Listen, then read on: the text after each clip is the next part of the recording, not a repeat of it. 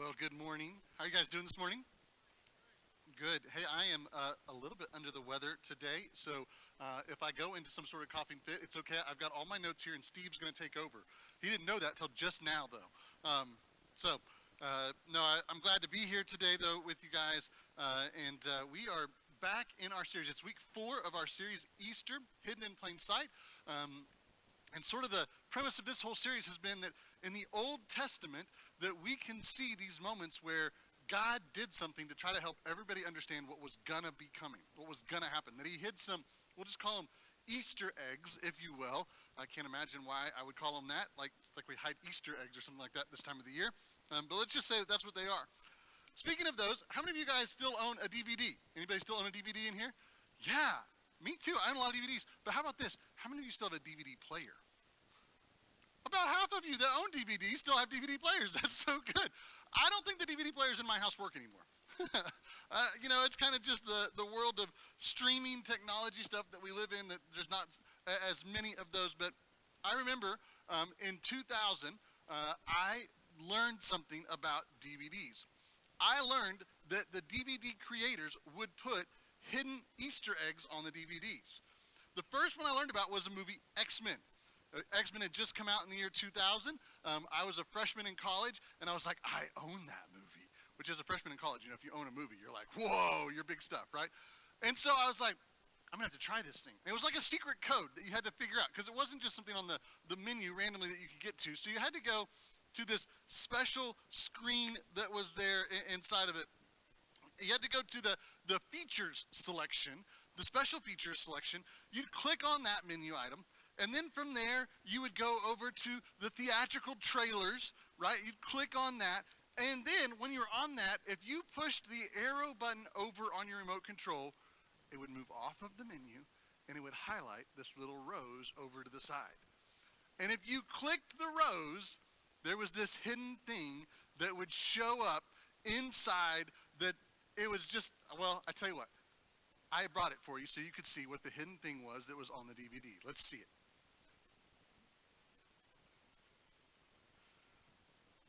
Maybe. It's still hidden today.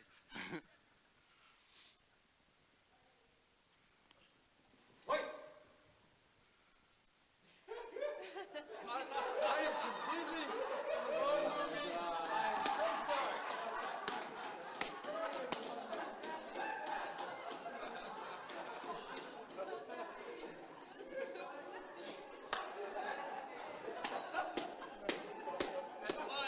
So there it was in the middle of them shooting the movie that somebody decided to play a prank on set, showed up in the Spider-Man costume, and Spider-Man's not part of the X-Men.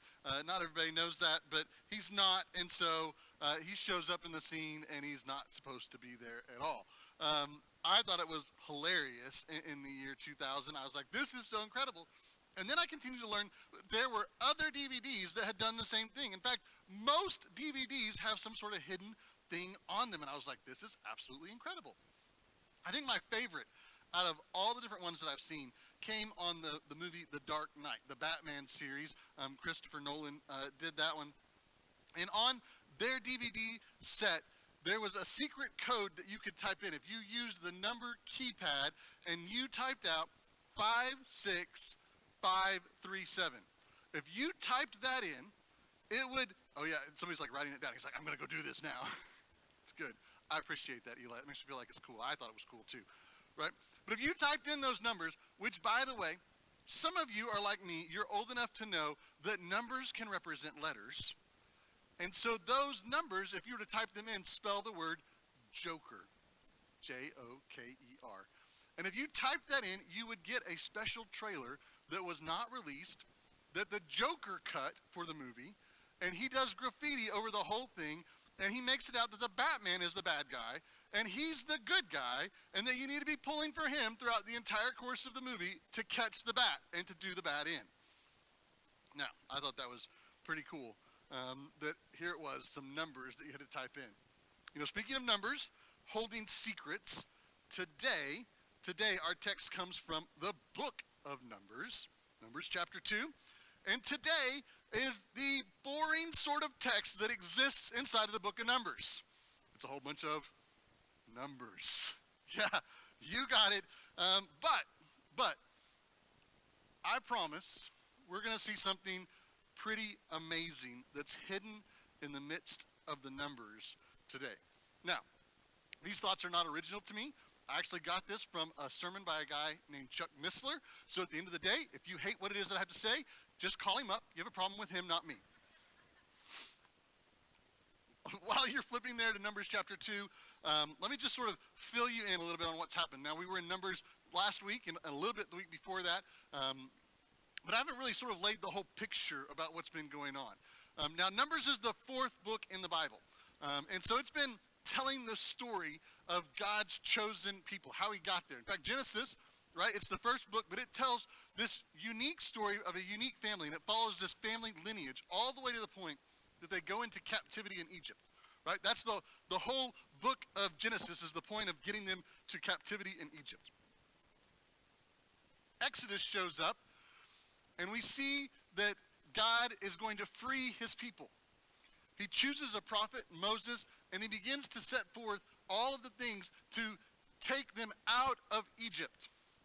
Now, some scholars have said that this trip could have been as quick as 11 days. Now, I don't know about you. I've driven from here to Oklahoma City. It's about 1,000 miles, right? And with my family, I can make it in about 14 hours. I've also done that trip with a larger group, right? Like a group of like 20 or 30 people. And it took 20 hours at that point. And so I can imagine that while they tell us, these wonderful scholars, that they could have walked this wonderful northern route in 11 days, that they didn't think about what it would take to do this with 1 million people. Because 1 million people slows you down just a little bit. But they didn't take this shortcut northern route. In fact, they took a southern route. I love what one scholar said. He said, it took God 40 days to get Israel out of Egypt. But it took 40 years to get Egypt out of Israel.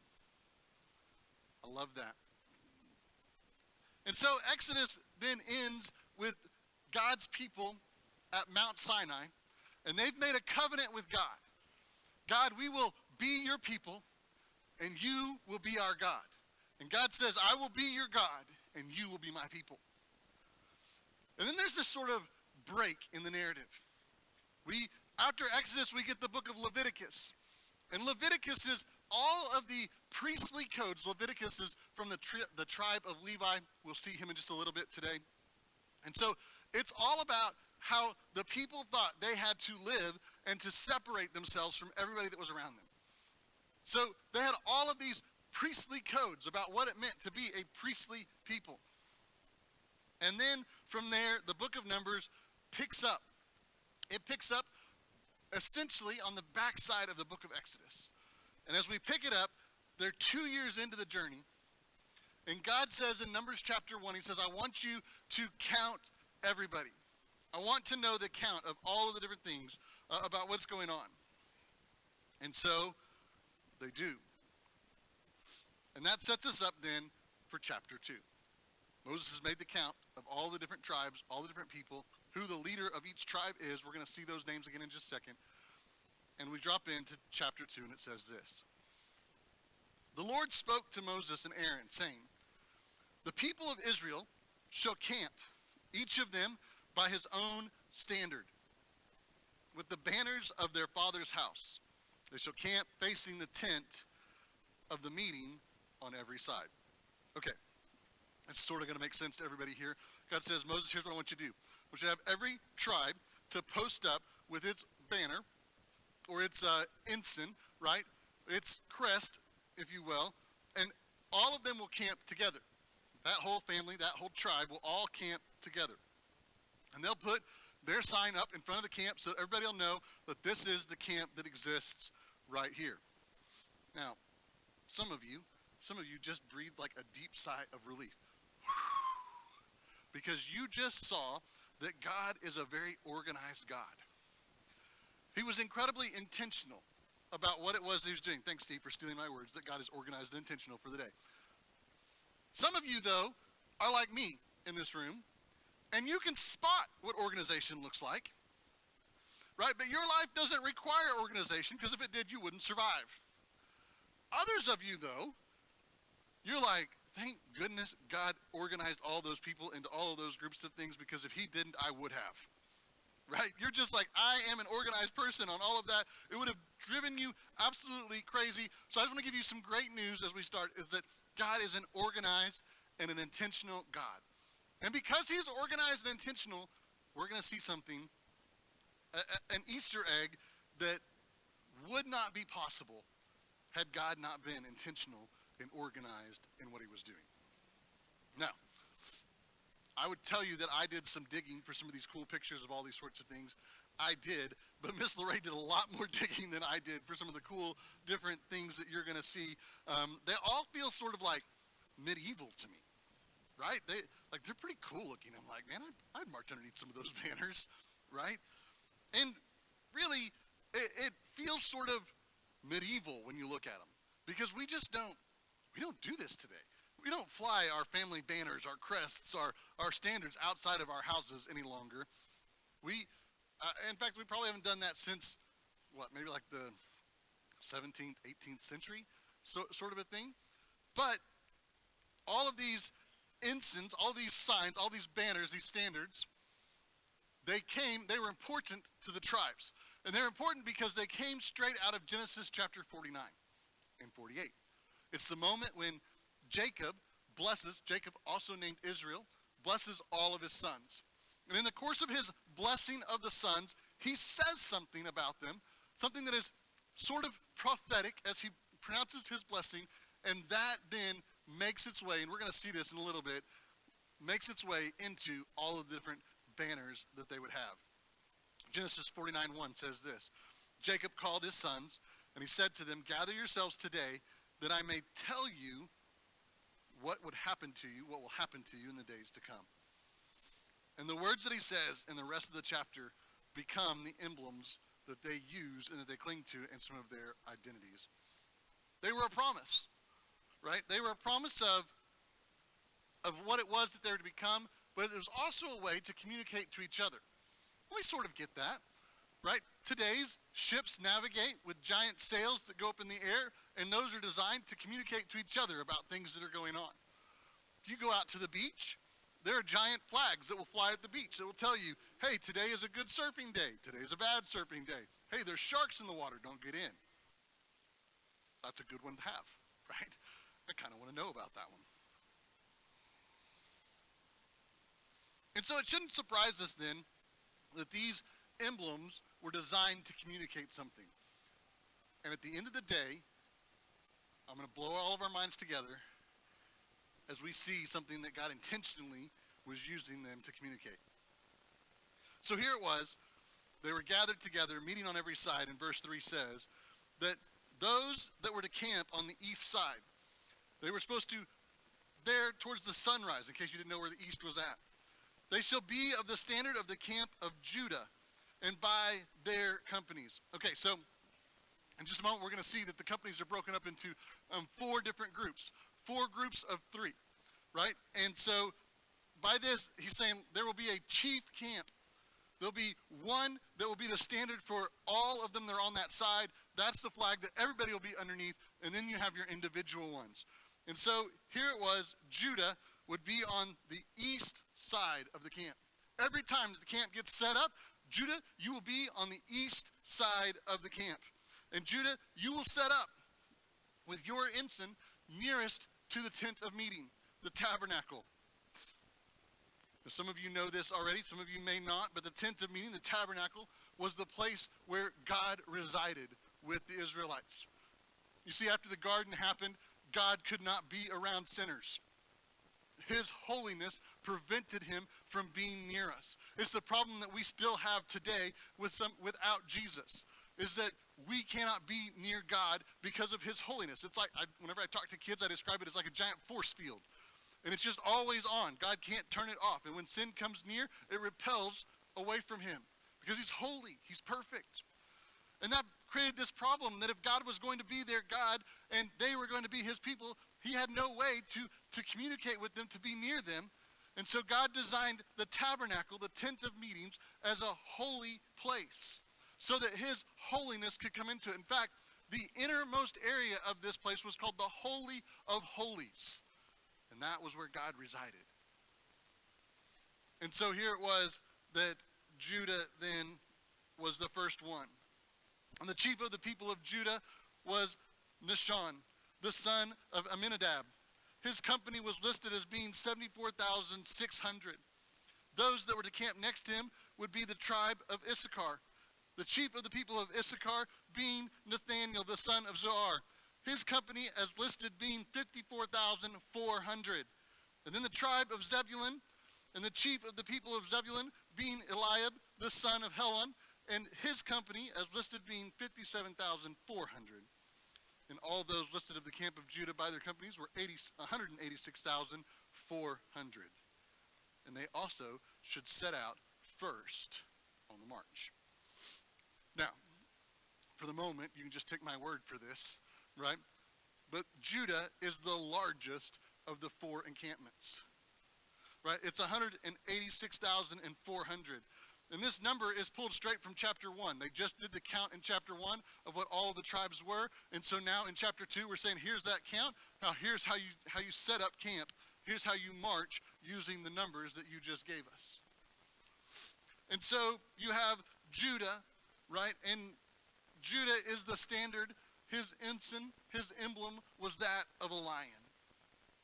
Genesis 49, 8 through 10 is where we see that when Israel was pronouncing his blessing over Judah, he said, you will be like a lion. In fact, he says that you are prowling around and you will grab onto your enemies and never let go, the same way that a lion does.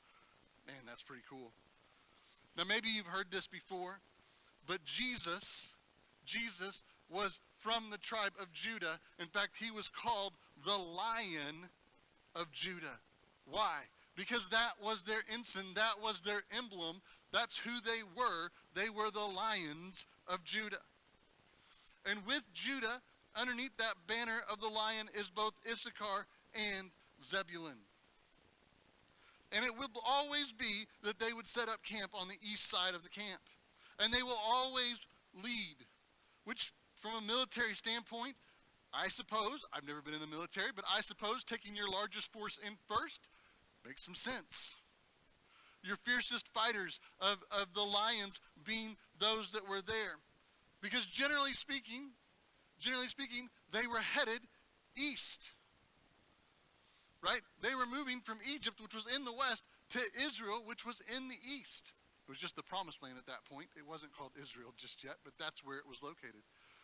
Not only that, but it was important inside of the ancient culture, whereas today we orient everything by a north-south, right? Because the compass rose, that's how it sets, north, south, east, and west.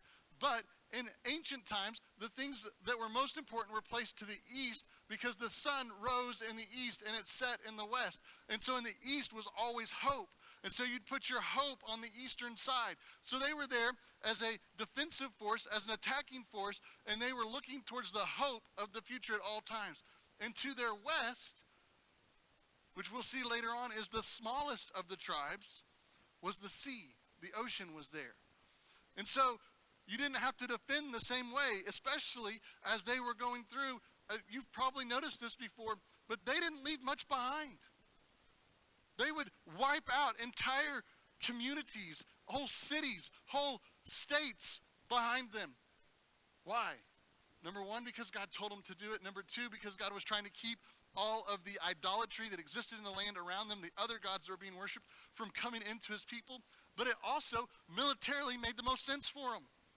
Because now they could keep the primary edge of their forces in the front and had to put a smaller unit in the back. There wasn't nearly as much to worry about.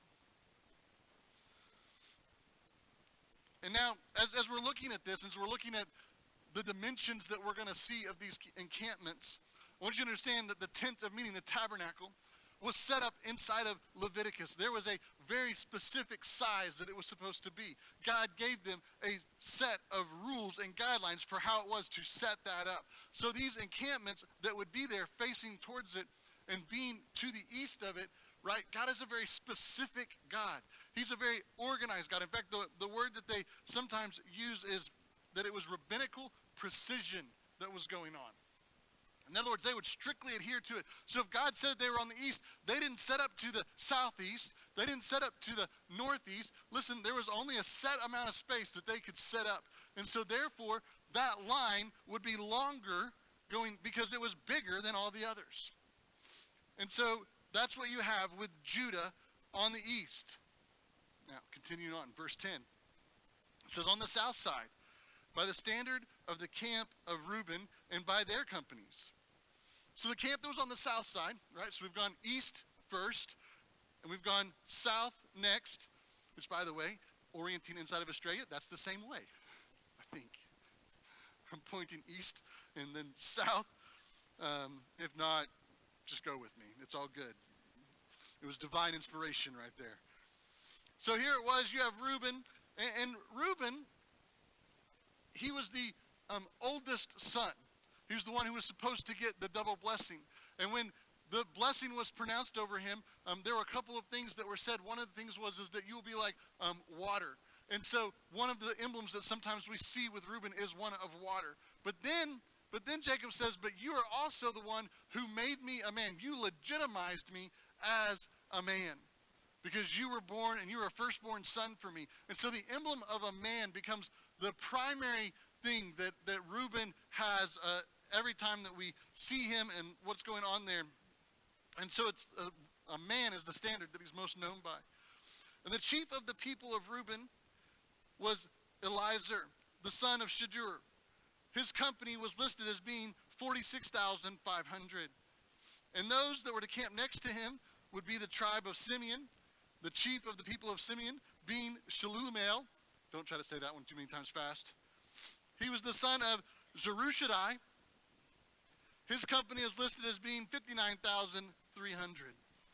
And then we had the tribe of Gad, the chief of the people of Gad being Elisaph, and the son of Reuel. His company is listed as being 45,650. All of those listed of the camp of Reuben by their companies were 151,450. And they would set out second. So already you can see they were smaller than the first company. So on the south you have Reuben, right? You have a standard of the man that is there on the south that they're all underneath. And you have the tribes of Simeon and Gad that are with him. And then the tent of meeting, verse 17, the tent of meeting shall set out, right? It's going to be right in the middle. There's 4 sets out, and so it is there in the middle. And it's the camp of the Levites in the midst of those camps. And as they camp, so they shall set out, each in position, standard by standard. I think it's not by lack of design that the tent of meeting was in the middle. You see, it was in the middle of wherever it was that they would be traveling. It was in the middle whenever it was that they would stop. It was central to everything that they would do. I think you could make a wonderful idea about God was communicating a message that he is central to everything that we are supposed to do. I don't know that needs much more explanation. Verse 18. On the west side will be the standard of the camp of Ephraim, and by their companies, okay, Ephraim tripped me up a little bit the last time we talked about this, and I made a misstatement, so I'm going to see if I can say it right today. Ephraim was not an original son of Israel. Ephraim and his brother Manasseh, right, were both sons of Joseph. Joseph was a son of Israel. Israel had 12 sons, of which Joseph was one of them.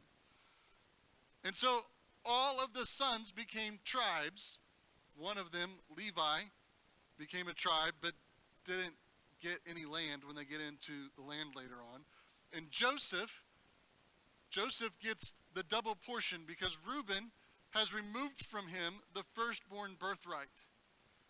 He loses it at some point, and because of that, it passes on to Joseph. In fact, this blessing coming happens in Genesis 48 for Joseph's 2 sons. Happens before he blesses all of the other sons.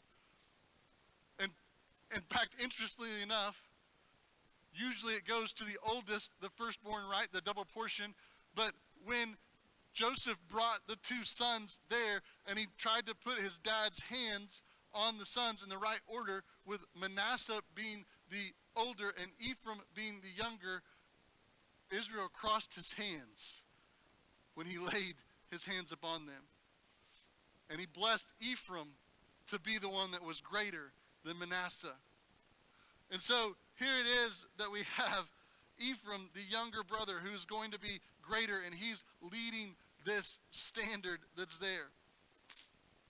By the way, this blessing that was given to the two sons was a way for Israel, for Jacob, to make up for the fact that Joseph had been sent off into slavery and gone through everything that he'd gone through.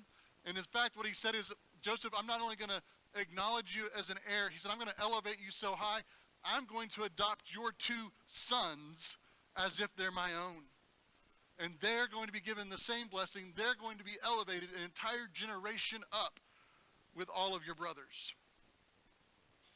And that's what happens. So here it is, they become sons 13 and 14. And so when we talk about the tribes of Israel, technically there are 14 tribes of Israel. And so there's this wonderful game that the Bible plays throughout it of which 12 of the 14 names you're going to see. And some lists you'll see Levi listed in there, and some you won't. Some lists you'll see Joseph listed there, some you won't. Some of them you'll see Ephraim and Manasseh both listed there, some you won't. I can't tell you why they chose all the different ones that they chose, but they play this fun game. There are 12 tribes of Israel because there are 12 sons, but they have 14 names to play with. I think you always win in that game, by the way. And here it was, Ephraim was the leader of the western side, and his standard was that of an ox or a bull.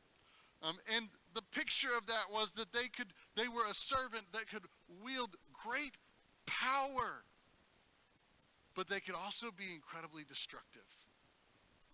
Right? We have a whole analogy, an idiom that we say, like a bull in a, because they can be that kind of destructive. Picking up, the chief of the people of Ephraim was Elishama, the son of Ahumahud. His company is listed being 40,500, and next to him shall be the tribe of Manasseh, the chief of the people of Manasseh being Gamaliel, the son of Pedahzur.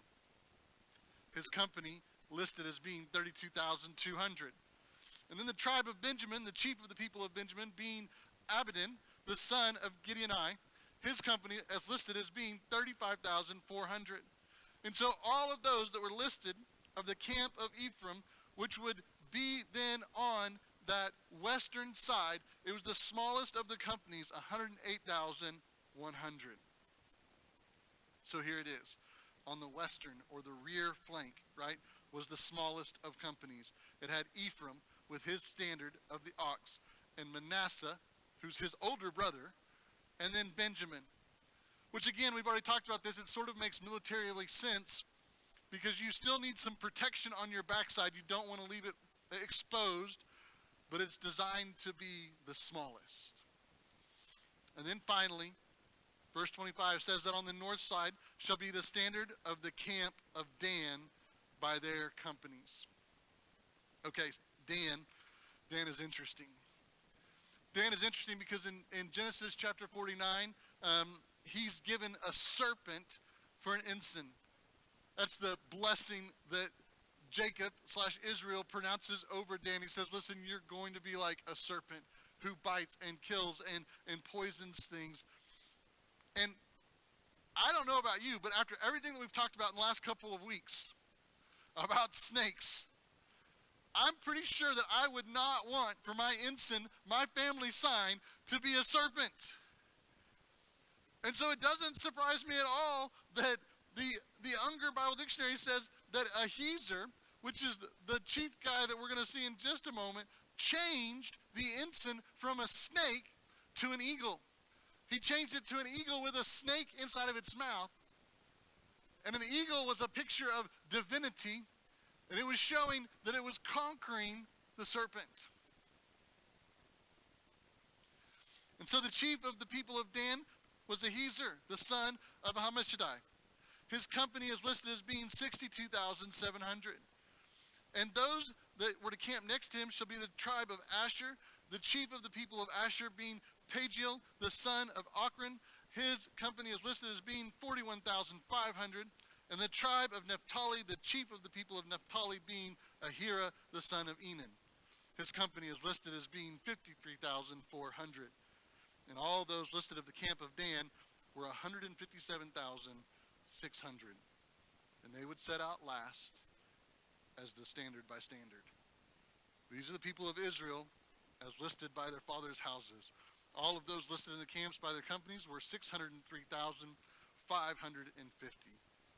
But amongst that number, the Levites were not listed amongst the people of Israel, as the Lord had commanded Moses. Thus did the people of Israel, according to all that the Lord commanded Moses. So they camped by their standard, and they set out, each one in his clan, according to his father's house. Okay, Pastor Charles. I'm not sure if that's fascinating or not. That's a lot of numbers. I told you, the book of Numbers is filled with numbers.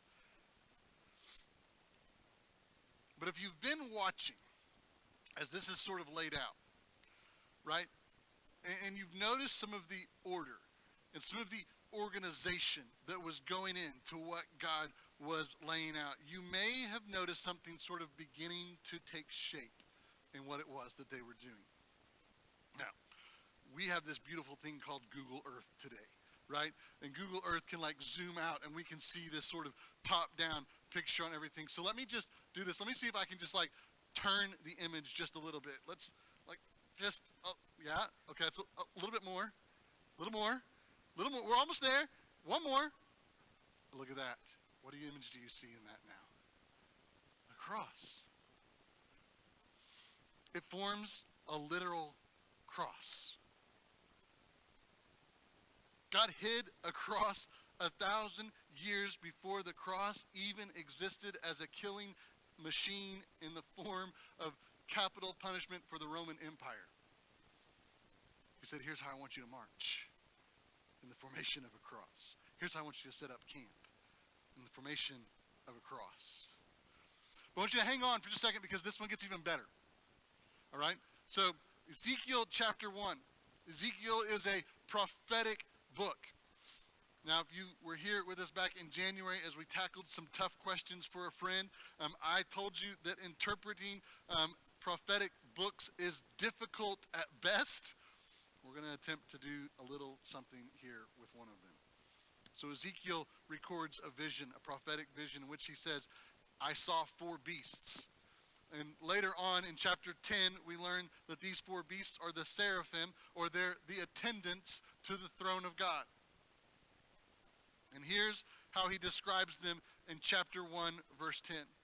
He says, as for the likeness of their faces, each one had a human face. The 4 had the face of a lion on the right side. The 4 had the face of an ox on the left side. And the 4 had the face of an eagle. Such were their faces. And their wings were spread out above. Each creature had 2 wings, each of which touched the wing of the other, while 2 covered their bodies. Okay, that's pretty interesting. I'm going to push it one step further. Because Revelation 4:7, which is John's prophetic vision of heaven, he says this. It says, around the throne, on each side of the throne, are 4 living creatures, full of eyes in front and behind. The first of the living creatures is like a what? A lion. The second of the living creatures is like a what? An ox. The third living creature with the face of a man, and the 4th living creature like an eagle in flight. So the 4 standards that were set up around the tent of meeting, or God's throne on earth, were the man, the lion, the ox, and the eagle. But wait, there's more. I sort of feel like a late night TV infomercial person at this point. I have a deal for you. No, just kidding. But there really is more. You see, the four Gospels, each of them has a unique perspective and audience. Matthew is all about the Messianic. He is connecting with a Jewish audience to try to help them understand that Jesus was the Messiah. And he's pointing straight to that. By the way, in doing so, he's highlighting that Jesus is the true Lion of Judah, fulfilling the Messianic prophecies. Mark was written to a whole different audience. He wasn't written to a Jewish audience. He was written to a Roman audience. They didn't care that Jesus was the Messiah, so instead he sets out to show how Jesus came to serve even them. And the best picture of somebody who serves is that of an ox, plowing up the fields and serving mankind, helping us to accomplish what it is that we can't accomplish on our own. Luke was writing to a whole different audience. He wasn't writing to the Jews. He wasn't writing to the Romans. No, he was writing to the Greeks. And the Greeks were the ones that believed in democracy. They developed the whole system of all of that. They believed that all people should be sort of on the same playing field. And so for them, they wanted to see that Jesus was on the same playing field with us. His humanity was the biggest thing for them, how he felt, how he thought, how he perceived things. And so Luke has this continual picture of Jesus as the Son of Man. And then John was writing to the church. Church now existed in full force, and he wanted the people to understand the divinity of Christ, that he's existed for all time, that he was pre-existent. He came into this world, and so he makes this beautiful picture of divinity, of serenity, and of the majesty of Jesus. And I'm probably a little bit partial to this because I'm an American, but man, there is nothing better that describes all of that than an eagle. And not only that, but John is the one who connects all the dots and says, listen, Jesus is the one, the divine one, who crushed and devoured the serpent. Standard of Dan being, again, the eagle with a serpent in his mouth. In fact, all of this was so plain. This picture of the cross was so plain that Balaam, who we saw, he's the guy who was supposed to curse Israel. The king Balak brought him in, and he has this encounter with the donkey that talks back to him. It's incredible. It's in the Bible. But he goes up on a mountainside, and he has 3 different oracles that he's that he gives inside of all of this. And he's unable to curse the tribe of Israel, but he's up high. And I want you to hear some of the things that he says as he's there. Numbers 23, verse 9. He says, from the tops of the crags, I see him. Now, by the way, this first oracle, he's gone up to a place that's called a barren height. It means he's gone high enough up on a mountainside that the trees no longer grow. We call that the tree line on a mountainside. And so he's up high enough, and he says, from the tops of this, I can see him. From the hills, I behold him. And then he switches, and he begins to talk about the people that are dwelling down there, but he comes back around at the end of this oracle and talks about the singular. He says, let me die the death of the upright, and let my end be like his. Balaam is seeing the cross all laid out in front of him, and he knows what it's pointing to. The Messiah and the upright that he is going to live. And he says, let my death even be like his. The Israelites can't see it yet. They're too close. The third time, they're from a different perspective, right? So Balak was not very happy with Balaam's pronunciation of a blessing. So he says, listen, let me take you over to a different spot, and let's see if it's a little bit better.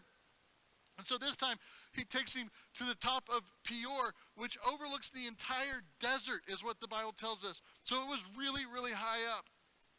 In verse 2 of Numbers 24, it says this, Balaam lifted up his eyes, and he saw Israel camping tribe by tribe. In other words, he saw exactly what we just laid out. And then it says that the Spirit of God came upon him. And I just want to highlight a few of the things that he says in his blessing. Verse 7, he says, his king shall be higher than Agag. His kingdom shall be exalted. And then verse 8, God brings him out of Egypt and is for him like the horns of a wild ox.